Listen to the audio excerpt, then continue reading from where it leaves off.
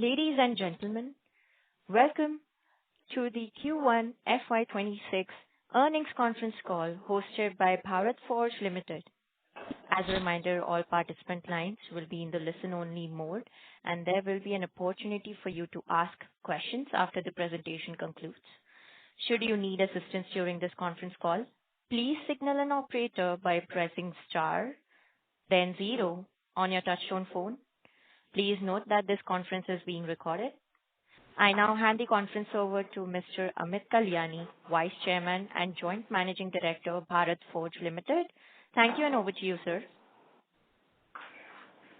Good evening, ladies and gentlemen, and thank you for joining our Q1 analyst and investor call. We are definitely in very interesting times. Given the undercurrents, I would take you through first the numbers, and then our team will take your Q&A. I have with me our finance and investor relations teams. Q1 revenue for Bharat Forge on a standalone was 2,105 crores, which is about down by 2.7%. The uncertainties around the whole tariffs have created a lot of disruption in the global outlook for automotive global in the US and worldwide. The pause in the emission norms have pushed out the pre-buy effect which was anticipated, and some amount of seasonality in the aerospace business has also contributed to top line weakness. Standalone EBITDA in Q1 was 588 crores, which is about 6.5% lower due to low utilization and a different product mix. We have absorbed about 14 crores worth of tariff-related expense in Q1. At a consolidated level, Q1 revenue was 3,909 crores, which is 1.5% higher quarter on quarter. EBITDA moved up to 682 crores, which is a margin of 17.4%. And the consolidated performance showed an improvement on the back of better profitability in the overseas business and reduction of losses in the Kalyani powertrain. During the quarter, we have secured new business worth about 588 crores. About 900 crores, which is Bharat Forge 429, Defense 269, and JSA about 149. On the overseas subsidiaries, our EU aluminum operations were stable. Utilization levels are at about 70%, and we had an EBITDA of about 33 crores. The US aluminum business had a fairly decent quarter driven by operational efficiencies and better utilization, with a second consecutive quarter of positive EBITDA margins of 6.1% in Q1, and current utilization levels for the aluminum business is also about 70% of phase 1 volumes. We will continue to evaluate the restructuring options for the European steel business, and will update you on the progress in due course. I think we put up a fairly decent show given the current circumstances, which continue to evolve as we speak. Tariff-related uncertainty is definitely something that nobody has ever experienced before, and is something that we are engaged with our customers in finding a resolution.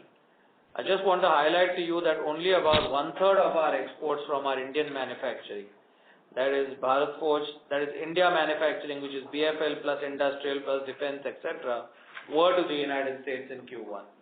Our overseas aluminum operations have turned the corner, driven by higher utilization rates and better operating metrics. In India, a wide portfolio across steel forging, ferrous and aluminum casting is helping us increase our content per customer across sectors and geographies. In the medium to longer term, you will see the center of gravity shift back to our India operations as manufacturing in India becomes larger and more lucrative, and we are already seeing opportunities emerge for machine tools for supply to emerging sectors in domestic market as well. Our acquisition of the American Axles India CV assets is another step to build upon our India bet and to add more value-added product in our lineup. This gives us access to the thriving light commercial vehicle and SUV segments as well. In addition to manufacturing facilities, these assets provide us with vital engineering know-how to design axles and approved axle designs. With a good RFQ pipeline in the defense business, we expect to see some orders getting finalized additionally in this fiscal. Q2 looks a little weaker, driven by US exports, and hopefully marks a low for this cycle. Second half should be better than the first half. Talking about the rest of the year, we expect that aerospace should continue its 20+% growth annually YOY. This business has limited exposure to the US market. American Axle should add about 1,000 crores to the consolidated top line for the year. We will see it consolidate from Q2 FY26. Steel Europe, as I mentioned, in 6 months we will have a roadmap in place which will outline the entire process that we will undertake for this. Q1 in JSA is a seasonally weak quarter, aggravated by tariff uncertainty and some amount of slowdown in the renewable energy sector due to the pullback on renewables in the United States. I think to sum it up, from where we are today, we should see positive momentum in news flows and performance, especially in second half. And, like the past, we will use this period to pivot and come out stronger than before. Thank you very much. I will now have my team answer your questions. Thank you, sir. We will now begin the question and answer session. Anyone who wishes to ask a question may press star and 1 on their touch-tone telephone. If you wish to remove yourself from the question queue, you may press star and 2. Participants are requested to use handsets while asking a question. Ladies and gentlemen, we will wait for a moment while the question queue assembles. The first question is from the line of Mr. Kapil Singh from Nomura. Please go ahead, sir. Yeah, good evening, sir. Indeed a tough quarter, but I would say a good performance considering the circumstances. Just wanted to ask you regarding the tariffs. Firstly, a more fundamental question: who bears the tariffs? Is it distributed across the entire chain of customer, OEM, and suppliers? Does Bharat Forge need to bear more? Just your perspective on this thing. So you're asking essentially how is the tariff compensated? Who is paying? Yes, yes. So how, So right now, irrespective of who pays the tariff, whether it's the customer pay, whether we pay the tariff or the customer pays the tariff, at the end of the day, it is compensated in price. And usually what happens is, customers work with us to find such solutions, because obviously these are extraordinary circumstances. And given the fact that we provide critical products, all customers are working with us to find suitable solutions, because that is the need of the hour right now. Okay. And sir, this 14 crores impact that we bore, was that for the full quarter or was that for part period? No, that was for full quarter.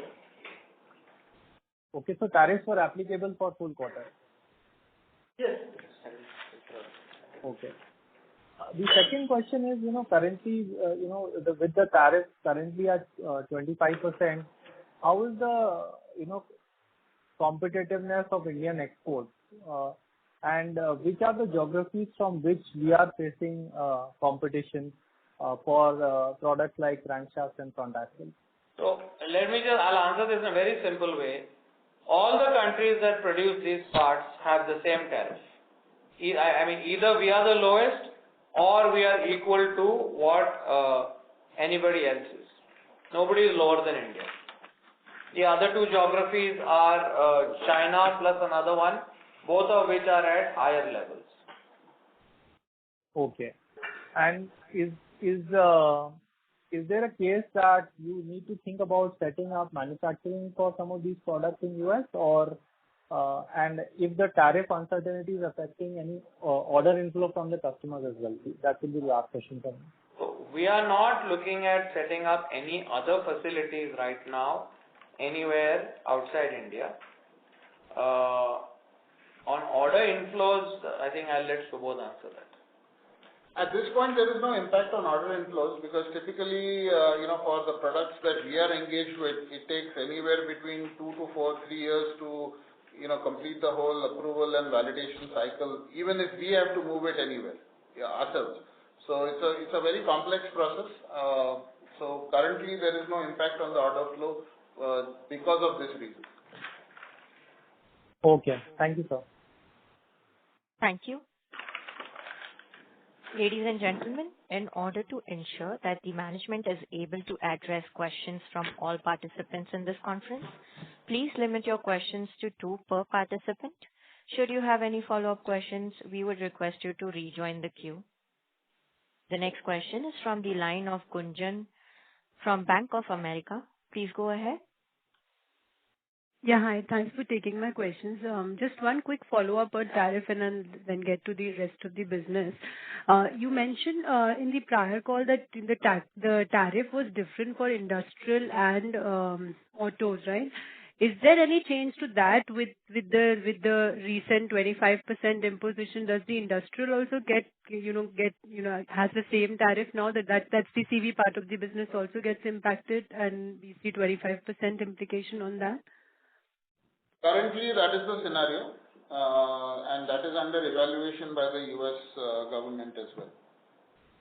And this 14 crore, again, what Kapil was asking, the tariff is applicable only when the shipment reaches US, in which case, the tariff would have been applicable only maybe, towards June or something. So is it fair to assume that we will see more impact of tariff going into the second quarter?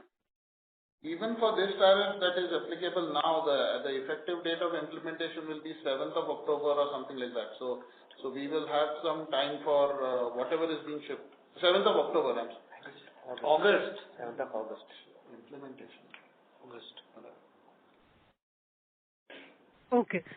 Okay, got it. Let me move on to some other parts. I think maybe, it'll be good to hear from you on the defense bit. You do mention that there is a pipeline, you refer to some pipeline and strong visibility on that. Can you talk a little bit around it? What is it we're seeing? Is it on exports and is it still, So look, as you know that we have announced that we had a pipeline of 9,000 crores. After which we have one more tender which has to get converted into a signed order. Once that happens, that will add another 1,400 odd crores to our order book. And that's domestic? That's a combination. This last order that I'm talking about is domestic. Okay. Got it. And lastly, just on the... Could you rejoin the queue? Sorry, we have only... Yeah. Okay. All right. Thank you. Thank you. The next question is from the line of Mr. Pramod Kumar from UBS. Please go ahead, sir. Yeah, thanks a lot for the opportunity. Amit, just wanted to understand, you said every country which is exporting into US is either paying tariff as low as India or higher. But is there no I said for the countries which are producing the same parts. Yeah. So, but is there no onshore US plant for forging by ThyssenKrupp or anyone? There are forging plants, but not for machining. Not machining. So, on the forging side, there could be some competition or cannibalization with the... Sorry? Not really. I don't think there's any capacity. Oh, they don't have capacity. No additional capacity, as far as we understand. Fair enough, sir. And yeah. And you did talk about second half being better than first half. Just trying to understand the reasoning behind that, and also within the first half, how should then one look at 2Q versus 1Q, sir? If you can just help us, it will help us navigate this uncertainty in a much better way. Honestly, look, the tariffs were announced 3 days ago. Okay, so I think we have to wait to understand the overall situation and then come back to you. But this is basis what we are hearing from our customers. Okay. Second half assessment is based on what you're picking up from customers, basically. Yeah. Fair enough, sir. And on the defense side, last one.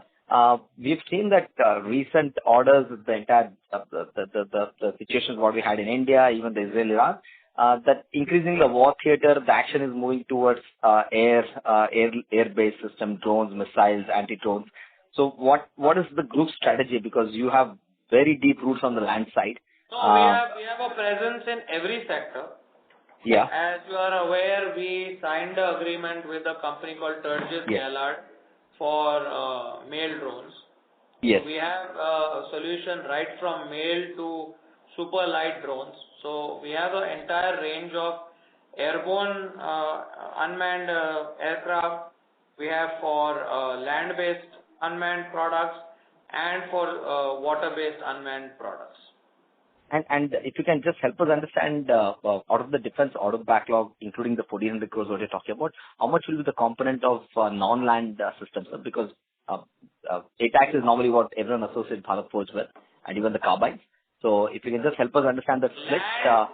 See, land, when you say, it includes specialty vehicles, it includes artillery systems, it includes a lot of things. So artillery itself is about 4,000 crores. Artillery alone. Yeah, so it's less than half. And carbines and other stuff. I think carbines is a recent order, right? It's not yet included in that. Oh, it's not included in that because if I'm not wrong, media reports suggest that you are L1 already on that. Yes, we are L1, but the contract is not yet signed. And how big that opportunity be, sir? Because that's first of its large one. I already discussed that. That is 1,400 crores. Okay, that's 1,400 crores. And is the market much larger for such carbines? Because I believe there are procurement at it's huge. State government level. That's only 200,000. Yeah, sounds good. Thanks a lot, sir. Wish you all the best. Thank you. Thank you. Thank you. Participants, you are requested to limit your questions to 2 per participant. Should you have any follow-up questions, we request you to rejoin the queue. The next question is from the line of Amyn Pirani from JP Morgan. Please go ahead, sir. Yes, hi. Thanks for the opportunity. Am I audible? Yes. Yes, sir. Yes, hi. 2 questions. First of all, on the U.S. aluminum profitability, does this business get any benefit because the U.S. has imposed tariffs on a lot of things? So that some profitability side, or if you can highlight what is causing the sharp improvement in profitability here. Well, one factor is that our operating metrics in terms of volume, capacity, utilization have improved. So that's really fueling this improvement. And, I'm hoping that having a competitive source make in the US will help other US OEMs maintain their MCA requirements. So managing MCA requirements is an important factor. So that should help us with securing new business. Understood. And I think till last you were also mentioning that there were increases from the customer. Sorry, it's breaking. Sir, there's a static disturbance at your end. Is this better now? Yeah. Please go ahead. Yeah. Now I'm just saying that I think till last quarter you were also mentioning that there was some delay in getting the price increases from the customer on the aluminum business. Is now that behind us now? No, it's not yet done. That's still... hello? Yes, I can hear you. That's not yet done. Okay. Thanks. I'll come back in the queue. Yeah, thanks. Thank you. The next question is from the line of Mr. Pramod Amte from InCred Capital. Please go ahead. Yeah, thanks for the opportunity. So Amit, considering that this tariff overhang has been there for some time in the system, is there any pre-buying by the clients which has happened in the last couple of months? No. Nothing of that sort which you see? No. Okay, thanks. And second, with regard to the US aluminum forging, what is the plan now with regard to the second line of capacity? Are you advancing that, looking at the confidence? That's already under implementation. Okay, so it's on time. Installation and trial. It's under installation. Okay, and there also capacities have been booked, or how is the scenario? A little bit, not all of it. We have some empty capacity.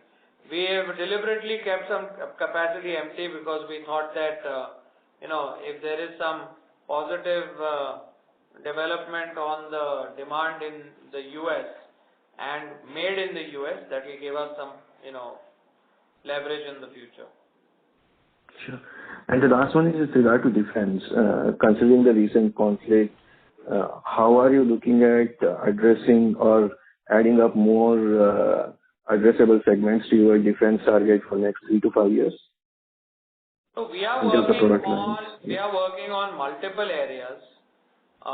We are working on right from as I mentioned earlier, drones, right from air, land and sea to air defense to naval guns to lots of other advanced systems. And within all these systems, we will have high domestic content. So that's our goal, to have a broad-based business. Sure. Thanks and all the best. Thank you. Thank you. The next question is from the line of Mr. Kapil Singh from Nomura. Please go ahead, sir. Yes, sir. Thanks.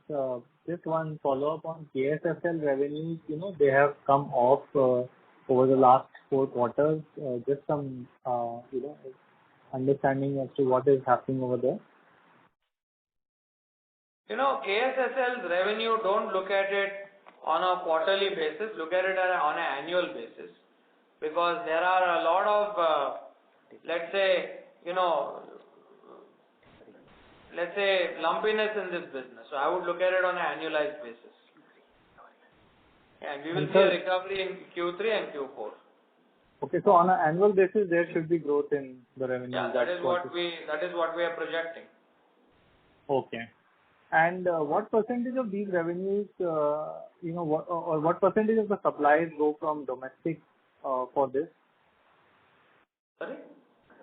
From Everything the standalone. is from here. So from the standalone operations, what is the overlap between the revenues?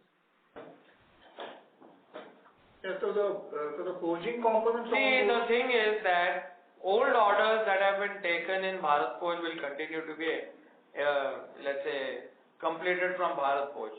New orders will be from KSSL.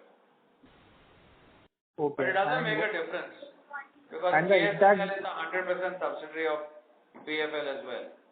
Okay. And what about the ATAG guns? Where will that be accounted for? It would be BFL. But as Amit sir has also mentioned, we should look at it on a consolidated basis because it's a 100% subsidiary of the company. Yeah, I understand that. Thank you. That's it. Thank you. The next question is from the line of Mr. Balasubramanian from Arihant Capital. Please go ahead, sir. Good evening, sir. Thank you so much for the opportunities. Sir, servers and SMT lines are new ventures, and what kind of business opportunities we are having in coming years? How does this align with government incentives? On SMT, we have, we have electronics as a part of, our business in defense and in EV and other electronics businesses. So, we see an opportunity to make electronics components, subsystems, and also some end products as an opportunity for the Indian market and also as a backward integration for our defense and EV business. So that is why we have set that up, and we are already generating revenue from this, and we will also get PLI for this from, we have applied for the PLI for this, and hopefully that should come through. Okay, sir. Sir, especially construction, mining, and aerospace, those areas witnessed weak performance. Is this a demand side issue or execution related, and when we can expect a recovery? And secondly, this KPTL e-mobility subsidiary, when we can expect break even, whether it is in H2 or beyond that? First of all, aerospace, we will have strong growth in the year. Again, you have to look at it on a YOY basis. We should see upwards of 20% growth, maybe even higher than that. Construction and mining, there has been a dip, but hopefully that will also improve in the second half. What we are seeing is a growth in construction and mining in India as the whole infrastructure development in India is taking off. So the other question? KPT, we are working on a few. Look, first of all, we have reduced our costs and we have reduced our losses. But for the profit, I think, it depends on getting a couple of big contracts going, which we are working on. Let's see. Right now, there are challenges in EV for everyone because of the whole, no magnets available and things like that. So let's see. Thank you. Thank you. The next question is from the line of Mr. Viraj from Simple. Please go ahead. Yeah, most of the questions have been answered. Just 2-3 specific questions. It's very muffled. Yes. Is it better now? Yes. Hello? Please go ahead. Yeah, most of my questions have been answered. Just few questions on AAM. I think we will start consolidating from Q2. So what is, if we look at the past performance last 3 years, we have seen a very good, healthy growth in that target company. So what is driving that and what is our play going forward? Because I think we also co-own stake in automotive axles. So is there any no-compete or, any color you can give? How are we approaching this going forward in our plans? We see a large opportunity in India in a variety of sectors, not only on highway but also off highway, and in new sectors to get into. So we will continue to pursue growth opportunities in India and grow our business and grow our profitability. That is our, let's say that's what we are after. And is there any no-compete with automotive axle? I mean, eventually can we also participate in MHCV or we will be restricted to LCV and CV? Look, we are an axle manufacturer, so we will make axles. Okay, thank you. Thank you. The last question for this session is from Mr. Mithun Aswath from Kiva Advisors. Please go ahead. Yeah, there was some partnership that with Concall Electronics to manufacture servers in India. Could you just highlight in terms of how large these opportunities that you're getting into could be in the next few years? Yeah, so, there are 3 sectors of servers that we are targeting in India. There is one sector where servers have to be made in India. There is a second sector where you have AI-based servers, and the third is just data servers. So we're targeting all 3, and I believe that there is a large market for servers, something in the order of 20,000 a year going up to 75,000 a year, and these are large servers, these are not the small servers. So this is a big market, and we want to see how we can be a competitive player in this market and a local player. So right now we're starting small, but we will build the capability to do much more development and much more value addition in our servers for our customer base over here, especially the niche and specialty customer base. Thank you, sir. Thank you. I would now like to hand the conference over to Mr. Amit Kalyani for closing comments. Please go ahead, sir. Yeah, so thank you very much, ladies and gentlemen, for your comments and questions. As you know, we are facing unprecedented times, but this company has weathered a lot of downturns and a lot of uncertainty in the past, and we've come out stronger because we've always looked at our capabilities and expanded into new areas, and we've worked internally to make ourselves more competitive, and that's the same thing that we will do this time around also, and I'm quite confident that we will come out stronger and better at the end of this. So thank you very much for your time and interest, and I wish you all a very happy evening. Thank you and good evening. Thank you. On behalf of Bharat Forge, that concludes this conference. Thank you for joining us, and you may now disconnect your lines.